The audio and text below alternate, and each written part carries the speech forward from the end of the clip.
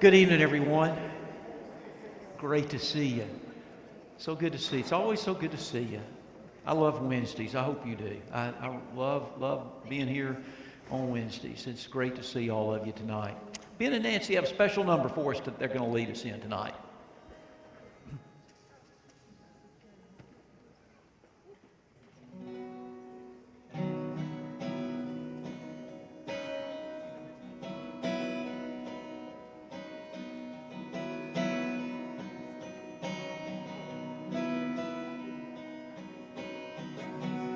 Hope is built on nothing less than Jesus' blood and righteousness. I dare not trust the sweetest frame, but wholly trust in Jesus' name. Sing that again together. My hope is built on nothing less than Jesus' blood and righteousness. I dare not trust the sweetest frame, but wholly trust in Jesus' name. Christ alone, the cornerstone, the weak made strong in the Savior's love. Through the storm, He is the Lord, He's Lord of all.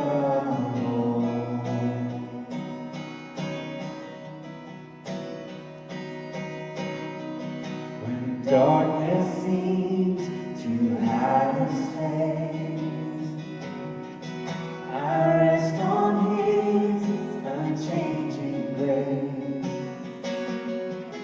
In every high and stormy gale, my anchor holds within a veil.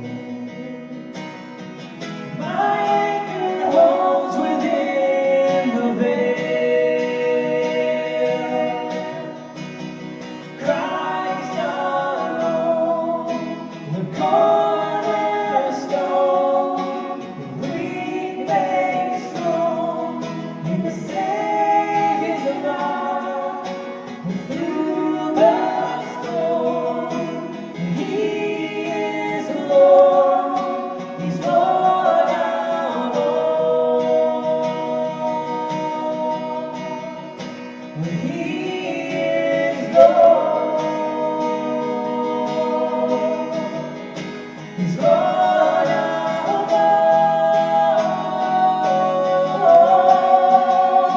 Christ alone, the cornerstone, the weak made strong in the Savior's love. Through the storm, He is Lord, He's Lord of all. He's Christ alone, the cornerstone, the weak made strong in the Savior's love. Through the storm, He is Lord, He's Lord of all.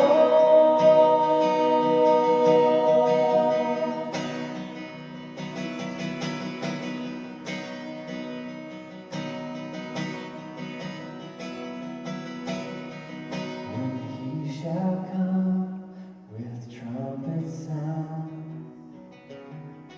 oh, may I live and Him be found. Dressed in His righteousness alone,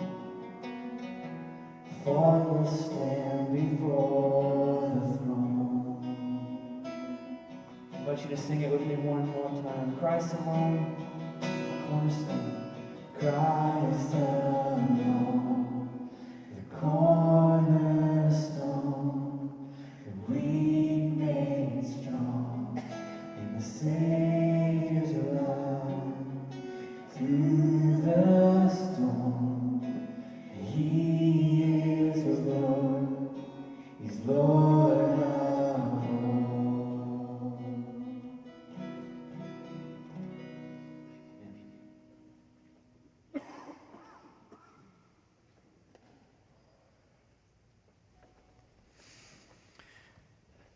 Thanks, Ben and Nancy. Thank you all so much. We appreciate that. That was really, really nice. Appreciate that a lot.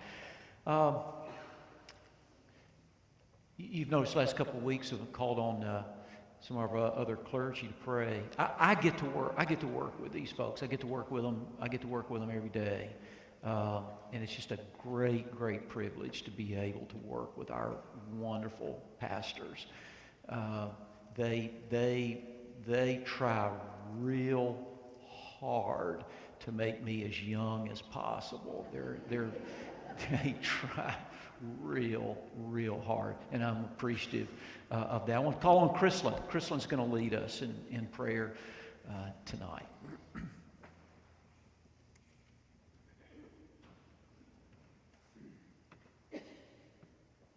Would you pray with me?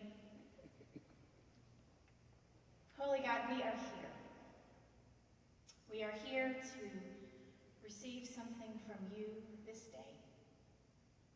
Be with us as we continue to journey with Moses through this understanding what it is that God has called him to do, as we continue to understand what God is calling us to do.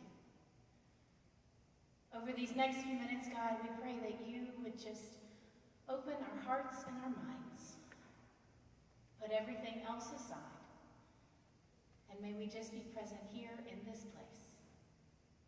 We love you and we thank you. Amen.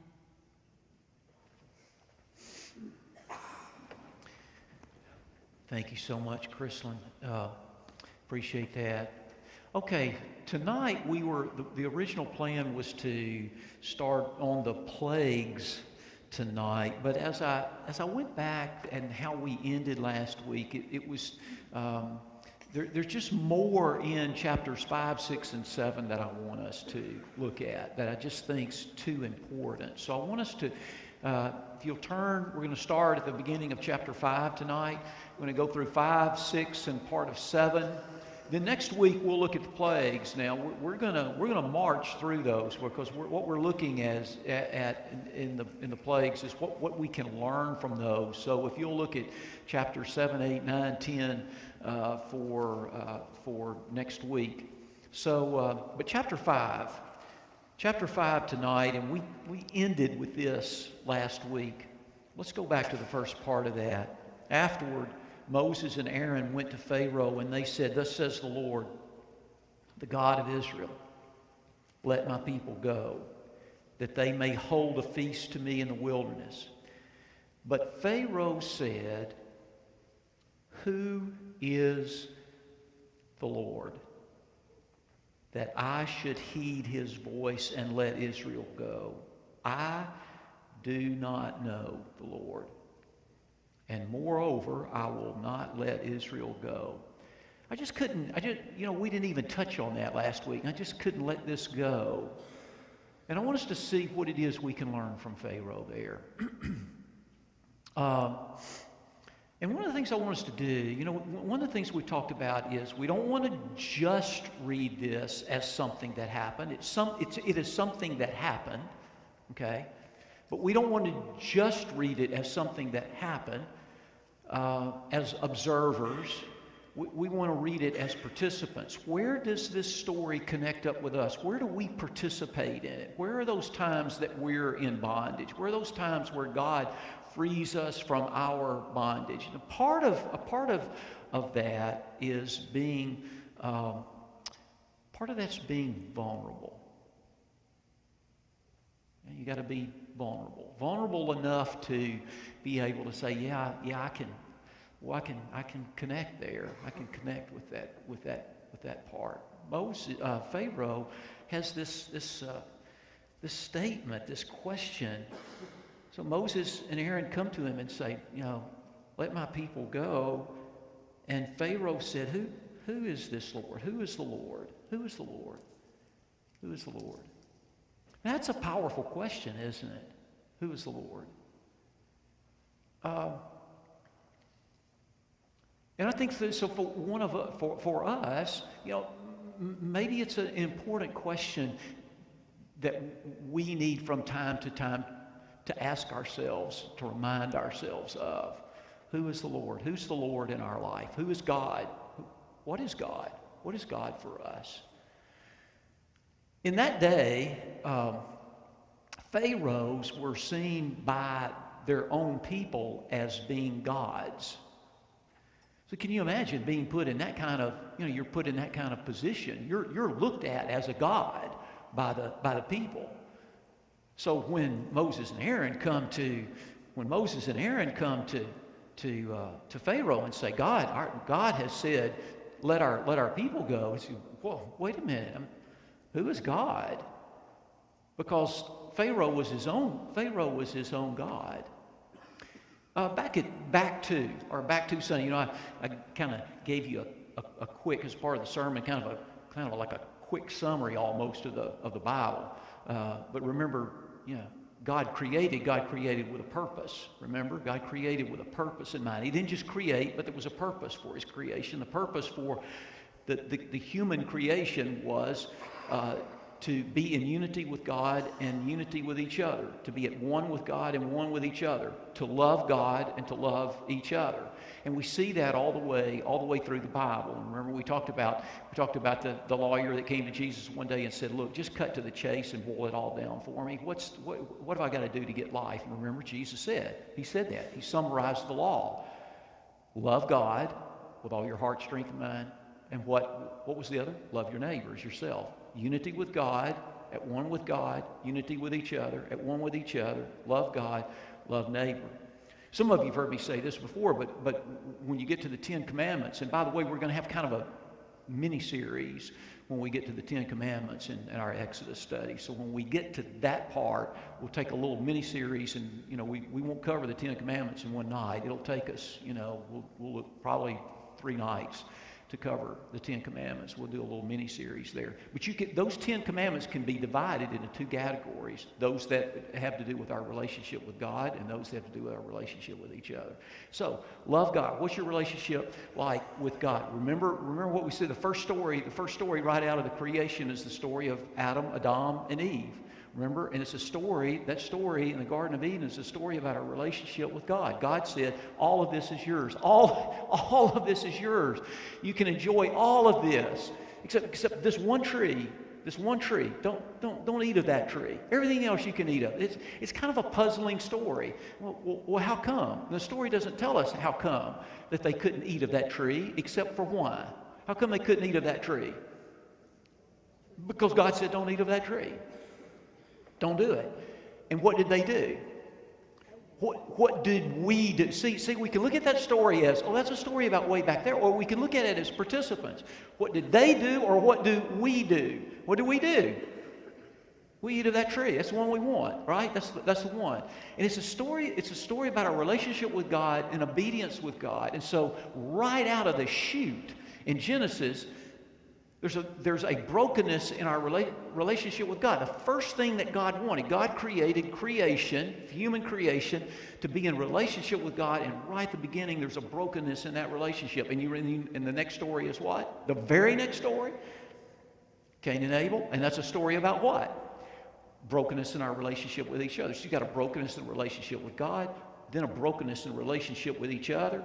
The rest of the Bible is God coming to bring us back at one. With whom? God and with each other. So you've got this story. Moses and Aaron go to Pharaoh. God said, let our people go. And what did Pharaoh say? Who is that? Who is that? Who is God? Is that a fair question for us tonight? Who is God? Who is our God? How do we know? Tell me this. How do we know what our God is? How do we know that? How can we tell? I mean, we can all say, well, come on, Cliff. I mean, God is God. You know, I mean, God is who we worship. It's why we're here, right? It's why we're here. But how do we know what our God is?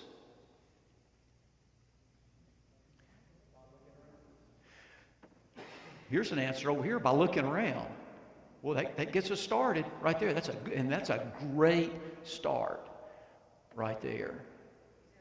Paul Tillich took it. This is theologian Paul Tillich said, this is how you know what your God is. God is whatever is of ultimate concern in your life. Whatever is of ultimate importance in your life, that's your God. I think that's pretty biblical. Whatever is of ultimate concern, whatever is of ultimate importance in your life.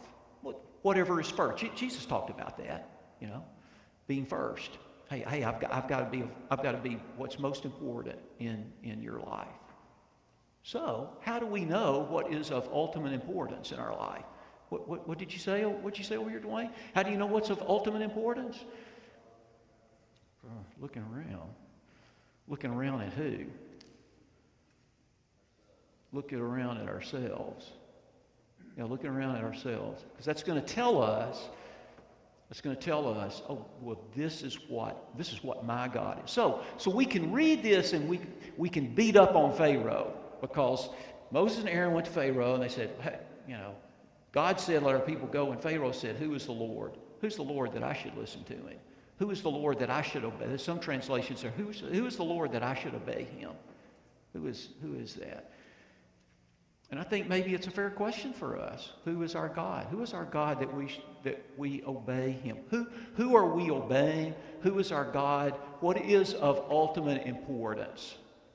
What's of ultimate importance in our life? Now, how do you tell? Look around. Whew, man, come on now. That gets hard, doesn't it? That's why we need each other. See, that's grace. That's why we need grace. That's why grace is so important to me. It's why grace is so important to us for us that are from Wesleyan Methodist tradition. Grace is a big deal to us. Now, it's a costly grace. You know, we read about that last week, Dietrich Bonhoeffer. It's a costly grace. But it's great because we all fall short. Well, what's God? Well, you look around. Where do we spend our time? Where do we spend our time? Where's our time spent? That's going to tell us. That's going to tell us. It may not tell us what we say is God, but it's going to tell us what's God. Are you with me? Is this too hard? Is this too raw? You know, get a little bit raw.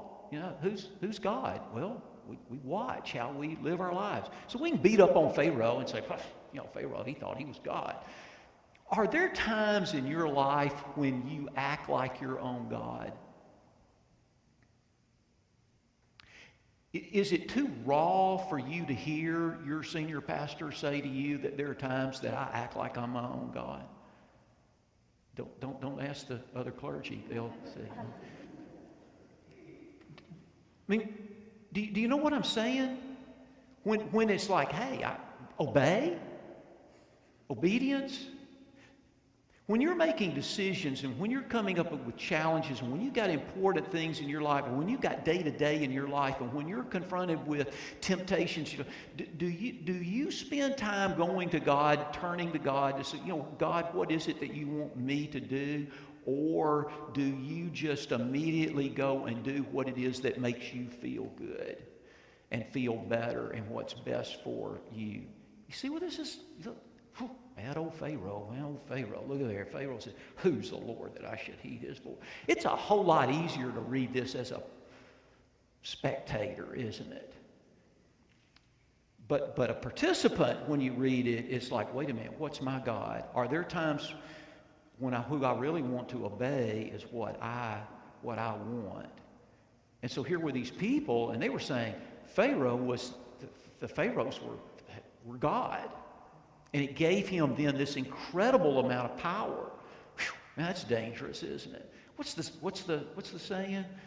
Power corrupts. Absolute power corrupts absolutely. Yeah, there you go. Here we are. But let's get into the picture here. So, where does that connect up with us? Who is God for us? Who is God for us? Who is our God? We're going to find out tonight why it's so important to know who God is so that we can turn to Him. Okay? Because that's where we draw our strength. So, who's the Lord that I should heed His voice? Who is the Lord that I ought to listen to Him? Who's the Lord that I ought to obey Him? So that's a part of what we're looking at then. It's knowing who God is, that God is God. God is the most important thing. Jesus is the most important thing in our life. We're all in. Jesus is the most important. We talked about that a little bit Sunday. We talked about the last Sunday. We talked about back to Sunday. Loving what God, loving Jesus is giving our complete. This is not warm, fuzzy, some emotional feeling. Loving in that day meant giving our complete loyalty, our complete trust, our complete obedience to Christ. It's giving Christ everything that we have. He becomes what's most important. And in becoming what's most important, we obey what it is that He wants us to do. Because that's where we get life when we do that. That's where we get life. That's hard to do sometimes, because that's why this time is so important, because what is it that Jesus is wanting us to do? What is it that God is wanting us to do? Obey. Look, that's not a popular word, right? Am I correct? Obedience is not a real popular word. You know what else is not a popular word? Service. It's not a popular word in our culture today. You know what else is not a popular word? Sacrifice. It's just not very popular. Who wants to do that? How did God love us? We learned that Sunday with a sacrificial love. It was a love that was given on our behalf. Well, when we take up our cross, that's what we're doing. Loving, serving, sacrificial love. So, who is the Lord that I should heed His voice, listen to Him, obey? I don't know the Lord. Moreover, I'm not going to let Israel go. So skip down to verse 6. That same day, Pharaoh commanded the taskmasters. So Moses and Aaron have gone to him. This is the way Pharaoh responded. He went to the taskmasters of the people and their foreman. You shall no longer give the people straw to make bricks. That was kind of the adhesive sort of component of the bricks that held them together. Let them go and gather their own straw for themselves. So it's just more work. But the number of bricks which they made heretofore, you shall lay upon them. You shall by no means lessen it. So they got to have they got to reach the same quota of bricks, but He's just added more work. Why? Why did He do that? Out of response to what? Moses and Aaron going and doing what? Obeying God, right? Moses and Aaron were just obeying God, doing what God said do, and then they went so that Pharaoh would let the people go out of bondage. The way Pharaoh responded was just to make it harder on them. Verse 15. Then the foreman of the people of Israel came and cried to Pharaoh, why do you deal thus with your servants? No straw is given to your servants. Yet they say to us, make bricks, and behold, your servants are beaten. But the fault is in your own people. But he said, you're idle. You are idle. Therefore you say, let us go and sacrifice to the Lord. Go now and work, for no straw shall be given you, yet you shall deliver the same number of bricks. The foreman of the people of Israel saw that they were in evil plight when they said, you shall by no means lessen your daily number of bricks. So they met Moses and Aaron. So they got, you see what's happened to them. And so they went to Moses and Aaron, who were waiting for them as they came forth from Pharaoh. And they said to them, the Lord look upon you and judge, because you have made us offensive in the sight of Pharaoh. Now look at what's happening tonight. We've got two tests. Moses' faith was first of all tested in his confrontation with Pharaoh. Now that's one thing. Have you ever felt like your faith was tested? You ever had a time in your life where you felt like your faith was tested? Maybe it was tested by life. Maybe it was tested by circumstances. Or maybe it was tested by somebody. Maybe your faith was tested by someone that you considered enemy. So that's the first test. First test for Pharaoh is for Moses is having his faith tested in his confrontation with Pharaoh. But the second test is having his faith tested by being repudiated by his very own people. So the first test, he was rebuffed by Pharaoh. That's one thing. But the second, he's repudiated by whom? Not the enemy, but whom? The people that he's working on their behalf. Hey, can you imagine how that made Moses feel? Listen to it again. The Lord look upon you and judge because you've made us, he's talking to Moses, you have made us offensive. You know what the words there literally mean? You've made us stink. That's what I say. You have made us stink in the sight of Pharaoh and his servants. And you've put a sword in their hand to kill us. So here's Moses being obedient, doing what it was he thought he should do, right? What God wanted him to do. Not just what he thought he should do, but it's what God wanted him to do. And his very own people turned against him. In 1993, Amy and I moved to Lubbock. 1994, Amy and I moved to Lubbock, Texas, where I was the pastor of First Methodist out in Lubbock. Lubbock, you don't know much about it. It's out in West Texas. It's in the Panhandle, and it's the home of Texas Tech University, the Red Raiders. We moved there in 1994. Do you know what happened in 1993 sports-wise at Texas Tech University? Glad you asked. I'm going to tell you. Here's what happened. 1993, Texas Tech Red Raiders women's basketball team were what? National champions. National champions. See, you come here, you just learn all kinds of stuff, don't you?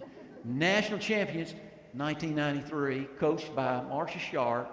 Cheryl Swoops was their lead player. Okay, 1993.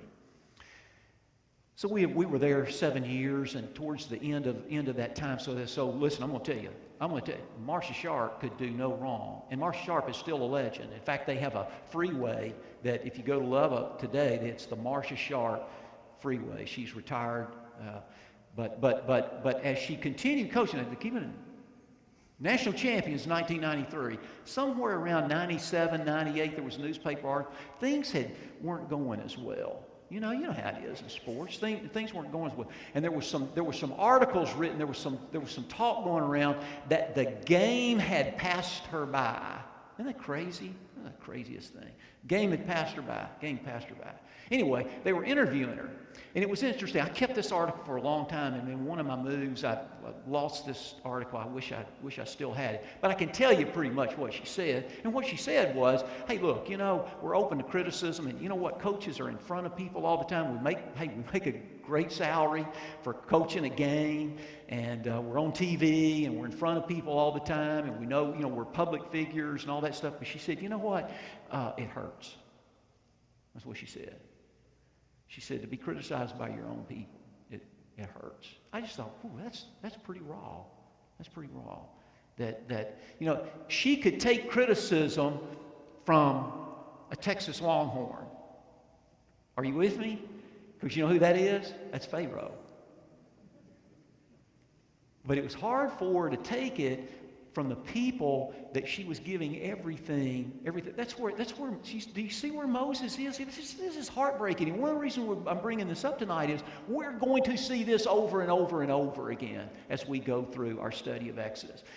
Do you know when the people think Moses is the greatest thing in the world? And we're going to see that. There's times when they think he is, it's like,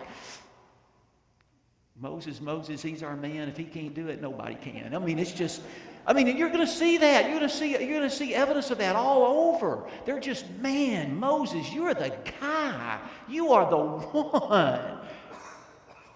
When did they feel that way? When Moses was doing what they wanted him to do, which was what? Get them out of there and make life easier on it. And they loved that. When there were challenges, how did they feel about Moses? Phew. You make us stink, man. You make us stink. We're tired of it. They were already tired of it. I mean, they ain't gotten started yet. Wait till we get into this, okay? Great lesson for us. Great lesson for us there. So what did Moses do? So I want you to hear that because, listen, you got to know his heart had to be broken. Verse 22, what did Moses do? This is powerful stuff. It's the reason I wanted to come back to it. Verse 22, then Moses turned again to the Lord. Isn't that powerful? That's worth marking right there. That's worth marking in your mind. It's worth underlining. Moses turned to God. He's disappointed. He's frustrated. What do I do? Here's what he did. Moses turned to God. Moses turned to God. When life slaps you around, who do you turn to? We know where our strength is, don't we? We know. I know. Are you guys like me? See, I think you are. That's one reason why I can be so vulnerable with you. I really think, unless you've got me fooled, I think that you are a lot like me. I know I'm from West Tennessee, but this ain't far from West Tennessee. I think you're like me. I think there are sometimes some of you don't turn to God. You know why I think that? Because I don't always turn to God. Do you always turn to God? Moses turned to God. You know what I turn to sometimes? I turn to me. Do you ever turn to you? You ever turn to you? Hey, it's, you know, and you turn, hey, I'm going to fix this. Hey, I'm going to fix this. I'm going to fix this. What does God want? Well, I don't know. Who is the Lord that I should heed his voice? Who is that? I'm going to take care of this. I'm going to fix it. I'm going to fix this problem. I'm going to fix this deal. I'm going to fix this family situation. I'm going to take care of this. That ever happened to you guys? I bet it has.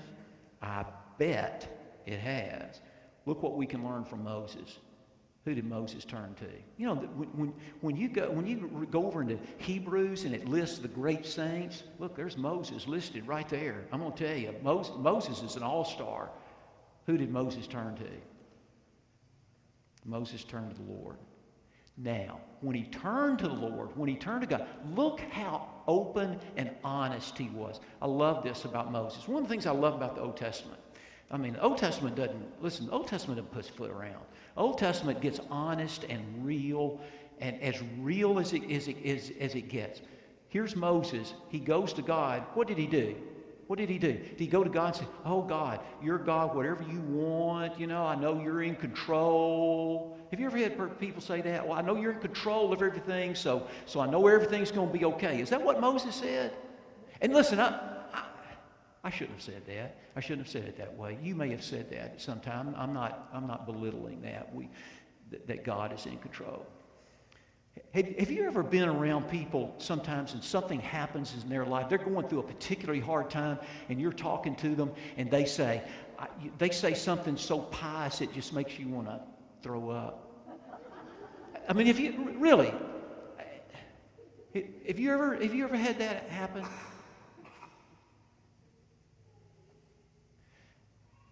$1999 was a hard year for me and my family. My dad died in 1999. And prior to my dad's death, I may have shared a little bit of this with you, so I won't. But I had this tumor, and it was in my neck, and it had come back and come back. It was the third time it had come back, and so it was a serious deal. And I won't bore you with all of it. But I was scared.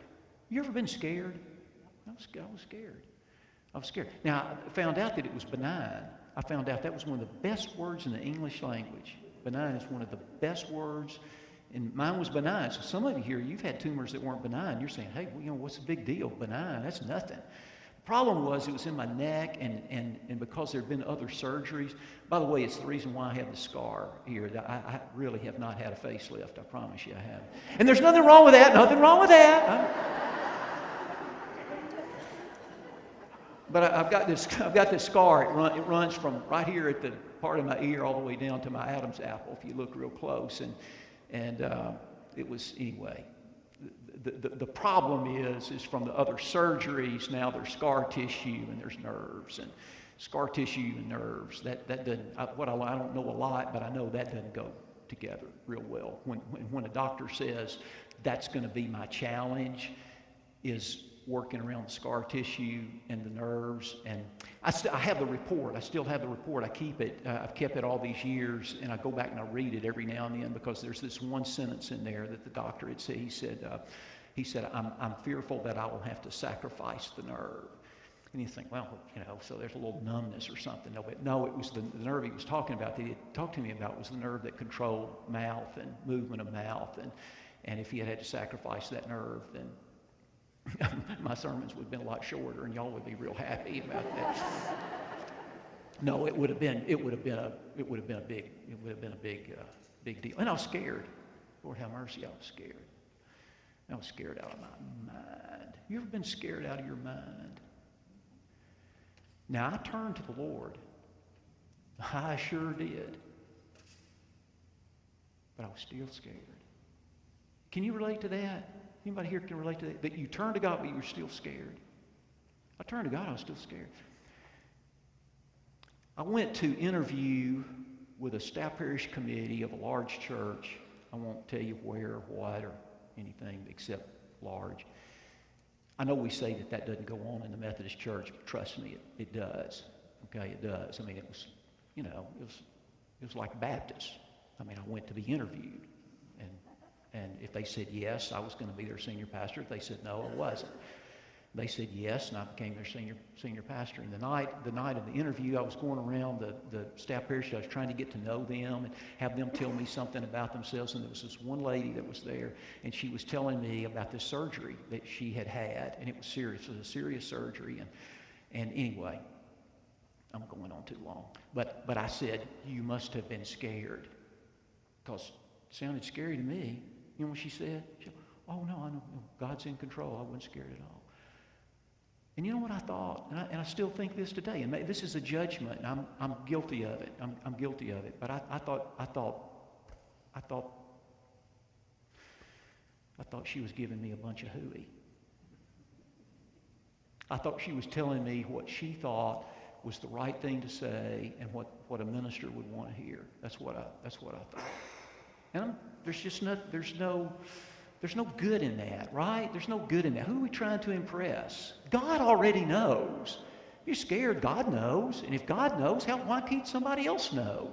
So Moses went to God. This is really important. That's why I want to spend so much time on it. Moses has been rebuffed by Pharaoh, the most powerful man in the world at that time, but he's also been repudiated and rejected by whom? The people he loves the most. The ones that he cares about. He's cut to the core. What did he do? He went to God. Good for Moses. He went to God. When he went to God, notice he didn't go and say, hey, I know you got everything in control here. What did he do? He went openly and honestly. Look at what he said. Moses turned again to the Lord and said, Lord, why? You know what? As a pastor, I don't know how many times this happened over 35 years where people have come to me and they said, I know we're not supposed to ask why. Where is that?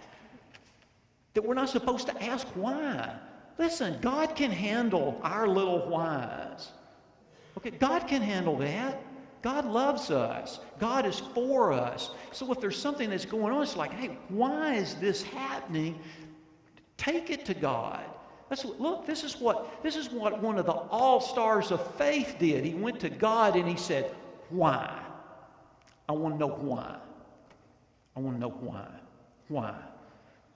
Why haven't you done, why hast thou done evil to this people? Whew, listen, that's pretty strong stuff right there. What's Moses saying to God? You've been evil to these people. I want to know why. Now, I know my Bible says, this is the way my Bible says it. O Lord, why hast, and it's H-A-S-T, why hast thou done evil to this people. That sounds real nice, doesn't it? But that's not what he's saying, right? Are you with me? What's he saying? Look, you've treated these people like dirt, and I want to know why. What's going on? What's the deal here? I want to know. Why? Then look at this next question. Why did you ever send me? Whew. Have you ever asked that? If you ever done something and it didn't work out the way you thought it ought to work out, but you thought you were doing what God wanted you to do, you went to do something because you really believe, you were convicted that this is what God wants me to do. And you did it thinking what? It's going to be okay. Heck, they're going to be throwing a party. There'll be a parade. And then it didn't turn out good for anybody in here. Has anybody in here ever done something? You know today you were doing what God wanted you to do, and it didn't work out well. Anybody besides me? Yeah. Do you ever want to go to God and say, okay, what's the big deal? You want me to do it? I did it. Look how it turned out. What's up? What's the deal? And that's what Moses is doing. And I think we can learn a lot from Moses. I think we can learn a lot from Moses there. You know, one of the things I think we can learn from Moses is that God's big enough to handle. God loves us so much that God welcomes that. Come to me openly and honestly. Why? Why? So if you ever hear somebody say, I know we're not supposed to ask why, ask them, no, wait a minute. What do you mean we're not supposed to ask why? Yeah, sure, we can ask why. God can handle that. God can handle that. So why? And instead of having some trite answer, I was in Jackson, Mississippi. There was a little girl riding her tricycle. Like little boys, little girls do. She's riding her tricycle in the driveway. Driveway was sloped. Tricycle got away from her. She was just a tiny little thing. That tricycle got away from her, and it started rolling down that driveway, and it ran down the street, and she got run over. She's just a little sweet, little innocent little girl. And it killed her. And somebody went to the mama, and they said, God needed an angel. Man, what?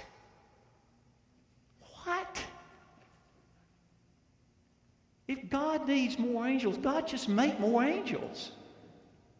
God do anything God wants to do. If God needs more angels, God didn't make more angels. God doesn't have to take my angel away from me to make more angels. Are you with me? Do you see why I wanted to come back to this tonight? This is raw stuff. This is powerful stuff. But so oftentimes I think we go, you know what I think we do? Here, I've done it. I try not to do it anymore, but I've done it. I think there are times we say stuff that we don't even believe because we think it's the right thing to say. Have you ever done that? You say something, oh, heck, I don't even know whether I believe that or not, but I think it's the right thing to say, right? Like, well, no, everything is God's will, but, you know. I think, you know what I think sometimes? You know what I think the appropriate response is sometimes? Why? Come on, tell me why. I want to know why. This is ridiculous. This little girl, why? Why? And live that. Live the questions.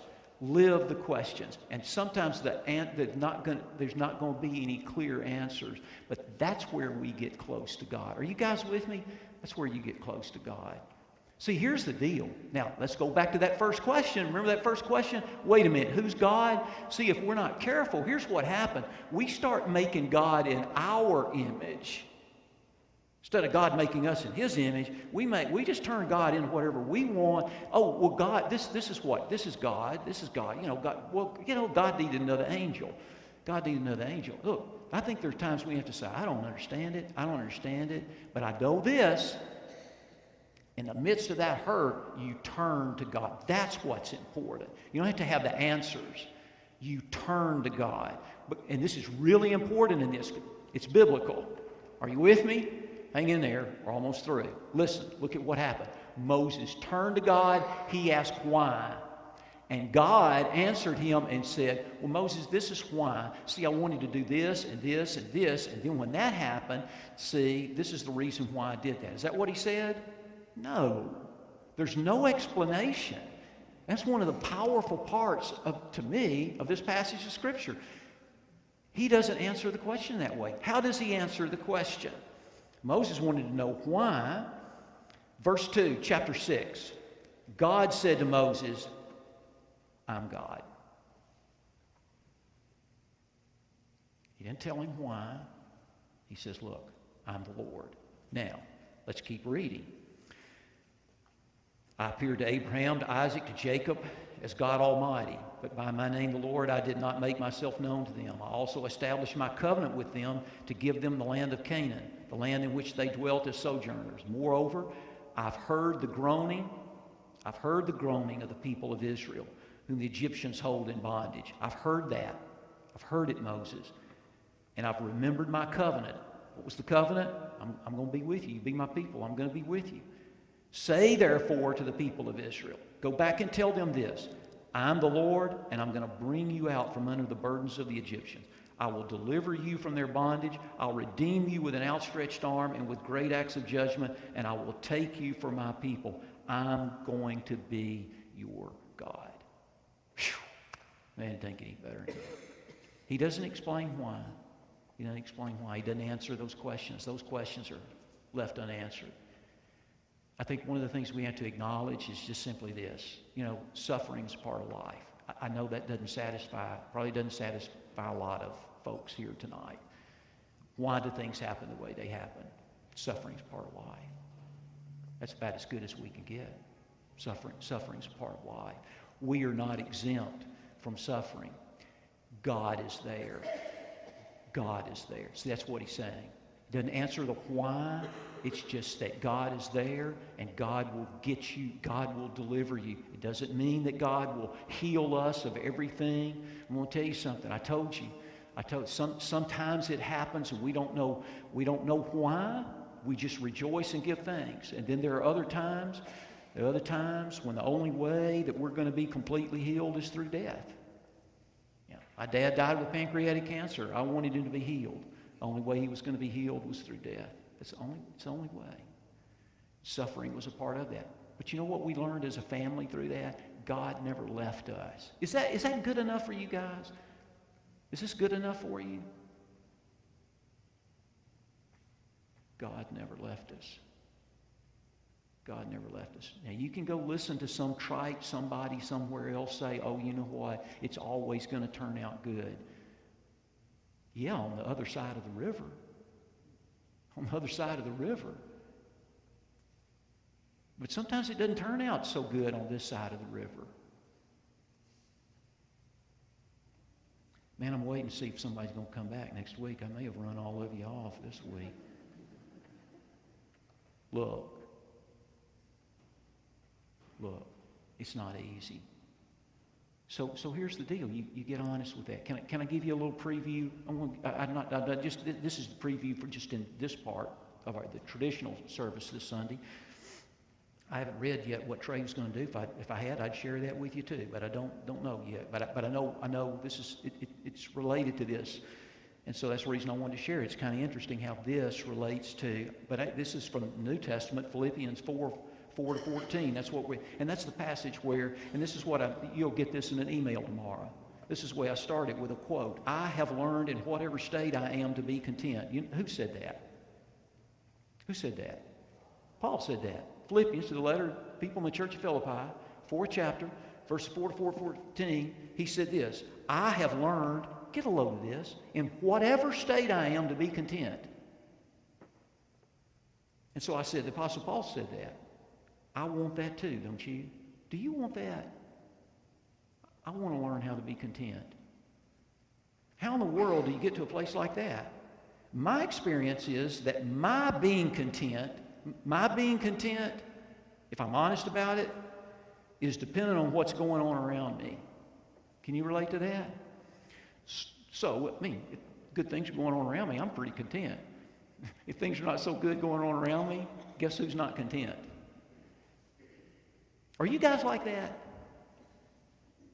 So I asked the question, does it work that way for you? And then I said, I bet it does. For Paul, though, it was different.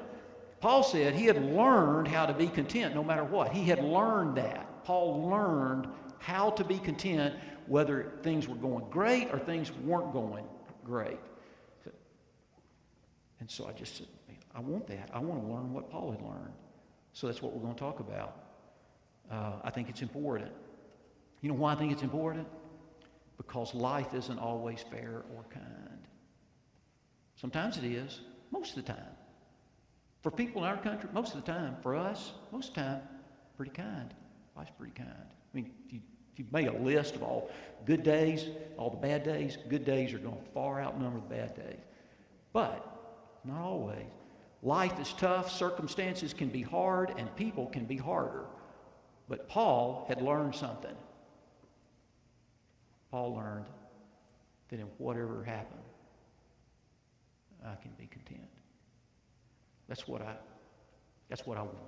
That's what I want. And see, that's where I think Moses is. Moses is at the place and he struggles with it. And I love it that he struggles with it because it's just so honest. Let's finish up. Verse 9, chapter 6. Moses spoke thus to the people of Israel, but they did not listen to Moses because of their broken spirit and their cruel bondage. That's another one. Man, that's just an underlined passage right there. Moses spoke to the people of Israel. He told them what God had said, but they couldn't hear it. They didn't listen. They didn't listen. Why didn't they listen? Why couldn't they hear it? Because they were broken. Have you ever been so broken it's hard to hear that God is there, that God is with you? Man, that is just such real stuff. Then we got a genealogy, and we close out chapter 6 this way. Verse 28. Chapter 6, verse 28. On the day when the Lord spoke to Moses in the land of Egypt, the Lord said to Moses, I am the Lord. Tell Pharaoh, king of Egypt, all that I say to you. And Moses said to the Lord, Behold, I am of uncircumcised lips. How then shall Pharaoh listen to me? And the Lord said to Moses, See, I make you as God to Pharaoh, and Aaron your brother shall be your prophet. Are you familiar with Dwight L. Moody? D.L. Moody? Familiar with that name? This is one of the things he said about Moses that I think is really great. Dwight L. Moody said this about Moses. He said Moses spent 40 years in Pharaoh's court thinking he was somebody. Remember those 40 years? He lived in Pharaoh's court. Man, he was somebody. He was somebody. Then what happened to him? Remember? He went to Midian, and what did he become? A shepherd. Dwight L. Moody said Moses spent 40 years in Pharaoh's court thinking he was somebody, 40 years in the desert learning that he was nobody, and 40 years showing what God can do with a somebody who found out that he was really a nobody. Whew, that's powerful stuff right there. 40 years showing what God can do with a somebody who really found out he was nobody. It's when we humble ourselves and realize, look, I'm not God. I'm not God. When Moses had become so humble, then that God was able to use him because Moses is now empowered. Two more verses. Verses 6 and 7, we'll be through. Moses and Aaron did this, what God had said. They did as the Lord commanded them. Now, this is great stuff. Moses was 80 years old and Aaron was 83 years old when they went to Pharaoh. Did you know that? Moses, 80, 83. These two old guys. And who did they go to? Who did they go to? These two old guys. Who did they go to? Who did they go to? Who did they go to?